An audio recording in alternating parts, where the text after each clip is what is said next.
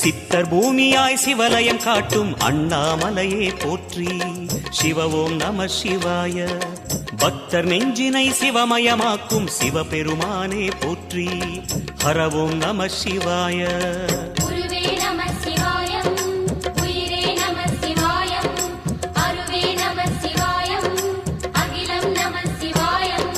நம சிவாய நம சிவாய ஓம் நம சிவாய. நம சிவாய நம சிவாய ஓம் நம சிவாய.